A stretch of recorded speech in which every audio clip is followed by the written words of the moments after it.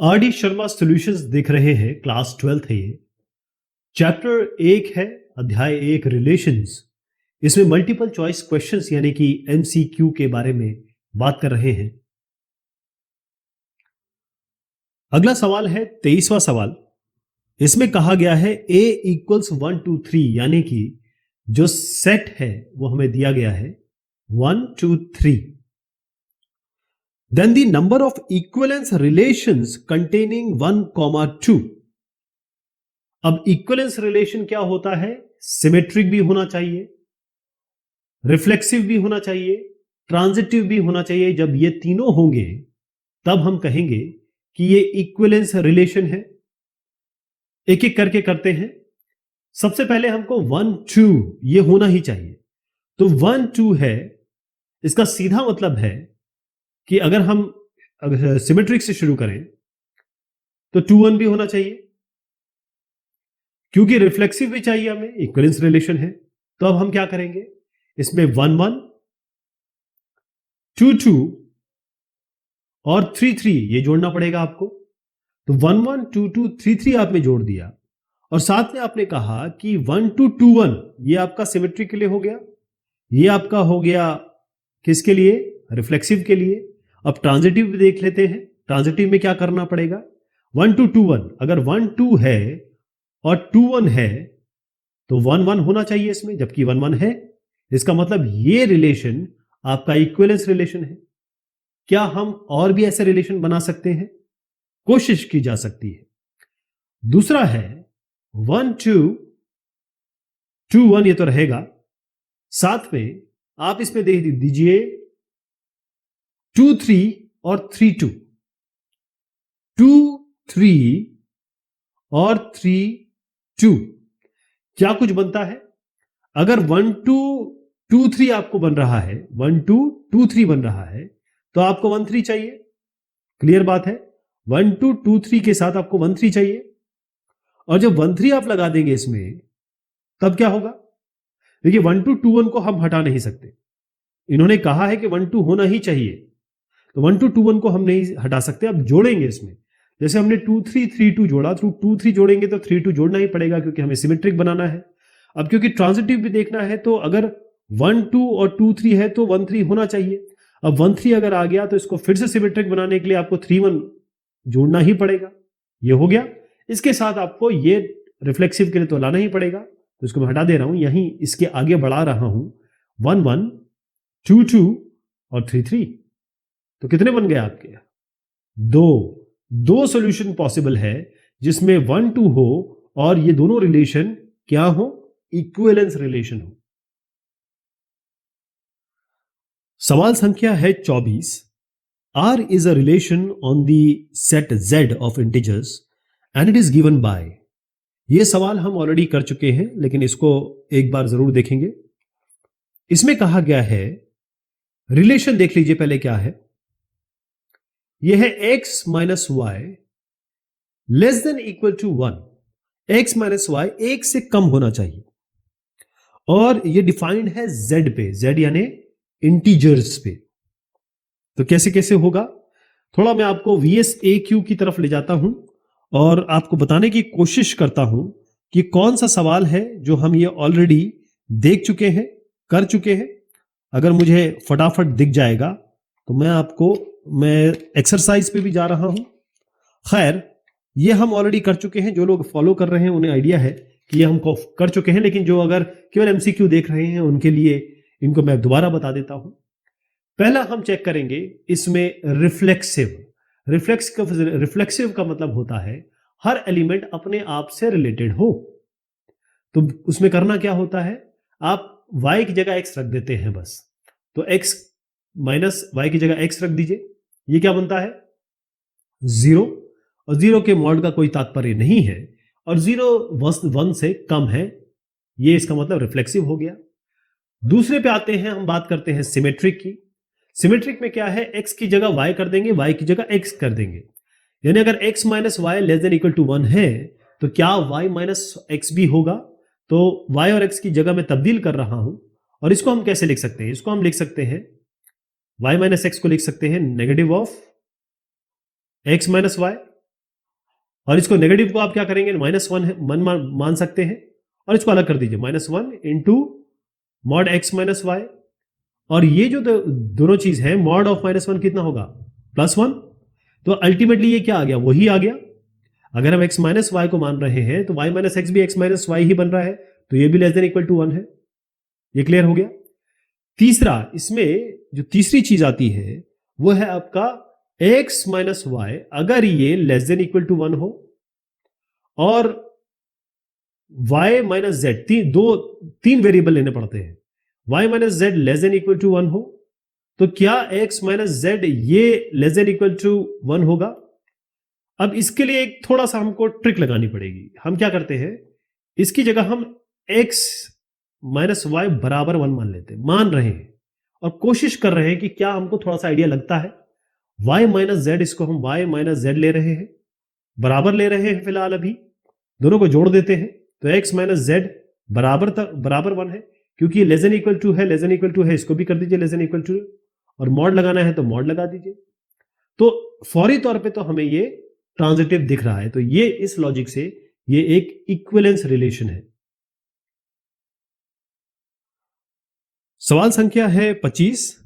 इसमें बताया गया है S is a relation over the set R, तो रिलेशन किस पे है, R पे, of all real numbers and it is given by, कैसे दिया गया है, A, B, ए बी का मतलब ये है, ये बिलोंग करते हैं सेट S को जब A into B greater than equal to 0 हो। A और B आपके अगर दो कंटेंट है या दो ऑर्डर्ड पेयर में एलिमेंट है, तो A dot B greater than equal to 0, zeros के बराबर या उनसे बड़ा होना चाहिए। तो ये जो S सेट है ये क्या है आपको बताना है। तो सबसे पहले शुरुआत करेंगे हम रिफ्लेक्सिव से। क्या करते हैं, इसमें B की जगह A कर देते हैं, सीधी सी बात। तो A इंटू बी की जगह A कर रहा हूं, ग्रेटर देन इक्वल टू 0, ये स्क्वायर बनता है, और हम हमेशा जानते हैं जो स्क्वायर होता है किसी भी नंबर का वो हमेशा 0 से बड़ा होता है, नेगेटिव भी होगा तो पॉजिटिव भी हो जाएगा। जैसे इसकी जगह मैं -2 रखता हूं तो -2 स्क्वायर 4 बनेगा, ये भी 0 से बड़ा होगा। दूसरा हम कर रहे हैं यहां पर सिमेट्रिक। सिमेट्रिक में क्या होगा, B को A की जगह रख दीजिए, A को B की जगह रख दीजिए। इसका मतलब ये है कि A की जगह मैं B रख देता हूं, ये ट्रू मान के चल रहे हैं, इसको ट्रू मान के चलेंगे, फिर A और B को तब्दील करेंगे जगह को, तो B ये A। तो आप देखिए इसको हम यहां दोबारा कर सकते हैं, तो A dot B greater than equal to 0। इसका मतलब क्या हुआ कि ये दोनों एक ही चीज हो गई, इसका मतलब ये सिमेट्रिक भी है। तीसरा अगर हम देखें तो ये होगा आपका ट्रांजिटिव। ट्रांजिटिव का मतलब क्या होता है कि ए बी बी सी, और हम 3 वेरिएबल इसमें इंट्रोड्यूस करेंगे। तो अगर A dot B greater than equal to 0 है, ये हम मान के चल रहे हैं, B dot C greater than equal to 0 है, ये हम मान के चल रहे हैं, तो A डॉट सी ये हमारा ग्रेटर देन इक्वल टू 0 होना चाहिए। तो कैसे आएगा, हम इसमें क्या करेंगे कि इनको मल्टीप्लाई कर देंगे, इसको 1 मान लीजिए, इसको 2 मान लीजिए, और 1 और 2 को मल्टीप्लाई कर दीजिए, तो क्या बनेगा, A dot B dot C greater than equal to 0 dot 0, मतलब 0 ही बनेगा। अब दोनों साइड आप बी स्क्वायर से डिवाइड कर दीजिए, क्या बनेगा, A dot C greater than equal to 0। तो इससे ये भी मिल गया, आपको मिल गया ना। तो इससे हमें पता चला कि ये एक इक्विवेलेंस रिलेशन है, क्योंकि ये रिफ्लेक्सिव भी है, सिमेट्रिक भी है और ट्रांजिटिव भी है। सवाल संख्या है 26। इसमें कहा गया है in the set Z of all integers, Z हो गया इंटीजर्स, मतलब -1 +1 इस तरीके से चलता रहेगा। Which of the following relation are is not an equivalence relation, कौन सा इक्विवेलेंस रिलेशन नहीं है। तो इसमें अच्छी बात यह है कि बहुत सारे सवाल हम ऑलरेडी कर चुके हैं एक्सरसाइजेस में, VSAQ में, वेरी शॉर्ट में। तो हम क्या करेंगे, हम सीधा इसमें, मैं आपको सीधा उत्तर बता देता हूं। इसका उत्तर है A। इसका उत्तर है सॉल्यूशन जो 26वें सवाल का है वो आपका A है। इन्होंने पूछा है कौन सा इक्विवेलेंस रिलेशन नहीं है। तो अगर आप देखें कि x बराबर y जो दूसरा है, B पार्ट है, वो हम ऑलरेडी देख चुके हैं इक्विवेलेंस होता है। D हम ऑलरेडी इस पे बात कर चुके हैं मॉड पे, y मॉड 3, और C भी हम देख चुके हैं कि भाई x minus y even integer होगा। तो ये तीनों इक्विवेलेंस रिलेशन है, लेकिन ये क्यों नहीं है, इसको देखिए, x less than equal to y। अब x less than equal to y, अगर आप सिंपल सा एक एग्जांपल लें, कि भाई x less than equal to y, अगर मैं, चलिए तीनों ही चेक कर लेते हैं, रिफ्लेक्सिव चेक करते हैं, x और y को दोनों बराबर कर देते हैं, तो x less than equal to x बिल्कुल सही है क्योंकि x लेस देन तो नहीं है लेकिन बराबर x है। दूसरा हम कहेंगे इसमें सिमेट्रिक, अगर x less than equal to y है तो क्या y less than equal to x होगा? ये तो गलत हो गया, यही पे गलत हो गया। अगर 11 12 से, या 12 कर दीजिए, 12 11 से छोटा है तो 11 12 से छोटा हो जाएगा क्या? क्या पॉसिबल है? नहीं है, तो सिमेट्रिक नहीं है। अगर आप कहें कि भाई ये ट्रांजिटिव है कि नहीं, तो उसको भी हम चेक कर लेते हैं। वैसे सिमेट्रिक फेल होते ही ये इक्विवेलेंस तो नहीं हुआ, क्योंकि इक्विवेलेंस के लिए तीनों सही होने चाहिए। थर्ड हम देखते हैं, अगर x less than equal to y है और y less than equal to z है, तो x less than equal to z है, बिल्कुल सही है। ये इसमें कोई गुरेज नहीं है कहने में कि हाँ ये एक इक्विवेलेंस रिलेशन नहीं बन पा रहा, बट ये रिफ्लेक्सिव और ट्रांजिटिव दोनों है। सवाल संख्या है 27, इसमें रिलेशन दिया है 1 1 2 2 3 3। तो जब हम 1 1 2 2 और 3 3 की बात करते हैं, ये आपको रिलेशन में दिया हुआ है। और सेट क्या दिया है इसमें? सेट मान लीजिए A है तो ये आपको 1 2 3 दिया हुआ है। ये क्या है? ये सिमेट्रिक है, रिफ्लेक्सिव है, ट्रांजिटिव है, इक्विवेलेंस रिलेशन है। तो इसकी भी चर्चा हम कर चुके हैं, राइट? पहली चीज तो ये है कि 1 1 2 2 3 3 रिफ्लेक्सिव, हर एक एलिमेंट अपने आप से रिलेटेड हो वो यहां दिख रहा है, तो रिफ्लेक्सिव तो है ये। सिमेट्रिक देख लीजिए, सिमेट्रिक का क्या क्या उत्तर है इसमें? 27वें का पहले मैं आपको आंसर बता दूं, इसका आंसर है सी, इक्विवेलेंस रिलेशन। तो ये इसको मैं जरा काट रहा हूं क्योंकि इसकी हम चर्चा कर चुके हैं, यह गलत है। हम इसको जान चुके हैं कि जब 1 1 है और इसको मैं ए और बी मानता हूं, तो बी और ए अगर लिखना चाहूं तो यहां से बी 1 ले लेता हूं, यहां से ए 1 ले लेता हूं। तो 1 1 है तो 1 1 है, ए बी है तो बी ए है, इसलिए ये सिमेट्रिक भी है। और ट्रांजिटिव की भी हमने चर्चा की थी कि अगर हम कह रहे हैं 1 1 है और यहां भी हम 1 1 कह रहे हैं, इसको ए बी ले लेते हैं, इसको बी सी ले लेते हैं, तो ए सी क्या होगा? ए सी भी 1 1 होगा। तो इस जरिए ये ट्रांजिटिव भी है। तो इसको हम जरा, मैं इसको परिवर्तित कर रहा हूं, ये एक इक्विवेलेंस रिलेशन है। इसका उत्तर है सी, ध्यान रखिएगा सी। अगला सवाल है सवाल संख्या 28। इसमें कहा गया है the relation R in n cross n।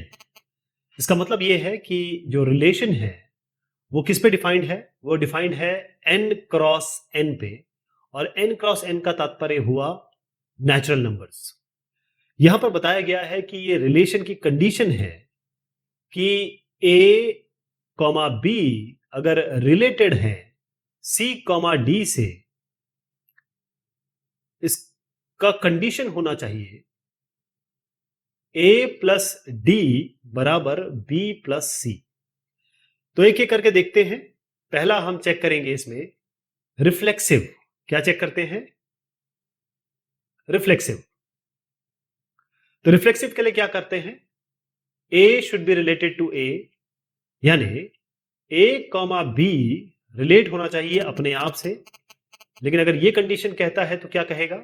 इसमें आप देखेंगे तो जो एक्सट्रीम है वो जुड़ रहे हैं और जो इंटरनल है वो जुड़ रहे हैं। तो यहां पर भी हम यही काम करेंगे, a प्लस बी करेंगे और बराबर करेंगे b प्लस ए से। तो a प्लस बी बराबर b प्लस ए है, इसका मतलब ये रिफ्लेक्सिव है। रिफ्लेक्सिव सही हो गया। दूसरा हम चेक कर रहे हैं इसमें सिमेट्रिक। सिमेट्रिक का तात्पर्य क्या होता है? मतलब a अगर b ए बी रिलेटेड है सी डी से, तो सी डी भी रिलेटेड होने चाहिए किससे? ए बी से। इससे क्या हमें क्या मिलेगा? a प्लस डी बराबर b प्लस सी, और इससे हमें क्या मिल रहा है? c प्लस बी बराबर a प्लस डी। अगर आप देखें तो ये दोनों बराबर हैं, ये दोनों बराबर हैं, इसका मतलब ये सिमेट्रिक भी है। अब हम तीसरे पे आ रहे हैं, ये हम कह रहे हैं ट्रांजिटिव। ट्रांजिटिव को कैसे चेक करेंगे? ट्रांजिटिव का मतलब होता है कि अगर a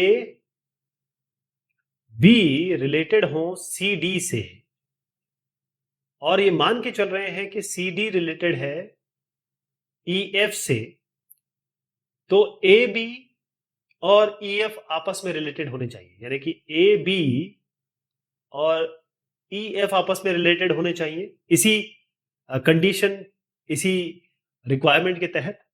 तो पहले इससे क्या मिलेगा आपको, इससे मिलेगा a प्लस डी बराबर b प्लस सी। इससे क्या मिल रहा है आपको, ये यहां से मिला आपको, और इससे क्या मिल रहा है आपको, c प्लस एफ बराबर d प्लस ई, ये मिल गया। हमको ये चाहिए, तो इसको 1 मान लीजिए, इसको 2 मान लीजिए, दोनों को जोड़ दीजिए। क्योंकि आपको a प्लस एफ चाहिए, तो इसको जोड़ने से हमें मिलेगा a plus D plus C plus F बराबर b plus C plus D plus E. अब इसमें d हटा दीजिए, c हटा दीजिए, तो क्या मिला आपको, a प्लस एफ बराबर ये a प्लस एफ बराबर b प्लस ई। तो ये क्या मिल गया हमको, यही तो मिल गया, यही चीज मिल गई। इसका मतलब ये ट्रांजिटिव भी है, ठीक है। तो ये इसका जो उत्तर होगा वो होगा सी, यानी इक्विवेलेंस रिलेशन। अगला सवाल है सवाल संख्या 29, और ये बिल्कुल सेम सवाल है जो अभी हम एक्सरसाइज कर रहे हैं। अगर आप थोड़ा पीछे जाएंगे और देखेंगे कि इसमें बिल्कुल सेम सवाल हम ऑलरेडी कर चुके हैं, जो कि है क्वेश्चन नंबर 17। रिपीटेड कह देता हूं इसको, तो इसको आप रिविजिट करेंगे। अगला सवाल है विच of the following is not an equivalence relation on Z. Z आपका होता है इंटीजर्स, जेड इंटीजर्स है, और कौन सा इसमें इक्विवेलेंस रिलेशन नहीं है। तो क्योंकि हम इतने सवाल कर चुके हैं, तो अब हम बता सकते हैं कि इसमें कौन सा है कौन सा नहीं है। मैं आपको बता दूं कि जो सी है इसका उत्तर, ए रिलेटेड टू बी, यदि ए बी से कम होगा, ये इक्विवेलेंस रिलेशन नहीं है। कैसे नहीं है, इसको भी मैं आपको समझा देता हूं। पहला हम इसमें रिफ्लेक्सिव चेक कर लेते हैं। रिफ्लेक्सिव में क्या होगा, ए इज लेस देन बी, तो ए रिलेटेड टू ए मतलब ए क्या अपने आप से छोटा है, नहीं, तो रिफ्लेक्सिव नहीं है। दूसरे पे आते हैं सिमेट्रिक। अगर ए बी से छोटा है तो क्या बी ए से छोटा होगा, कतई नहीं। अगर आप कहें कि भाई एक 2 से छोटा है, तो ये कहां से कह सकते हैं आप कि 2 1 से छोटा है, सिमेट्रिक भी नहीं है ये। तीसरे पे आ जाइए, अगर ए, हम ट्रांजिटिव चेक कर रहे हैं, अगर ए बी से छोटा है और बी सी से छोटा है, तो ए सी से छोटा है, ये बिल्कुल सही है। कोई भी नंबर देख करके देख लीजिए, अगर ए 2 से छोटा है, 1 2 से छोटा है और 2 3 से छोटा है, तो 1 3 से छोटा है, तो ये ट्रांजिटिव हो गया, लेकिन रिफ्लेक्सिव सिमेट्रिक नहीं है, ध्यान रहेगा। तो इसका उत्तर है आपका सी। चलिए साहब, ये सवाल जवाब हो गए इसके एमसीक्यू के। बहुत शुक्रिया और बहुत मेहरबानी आप सभी की।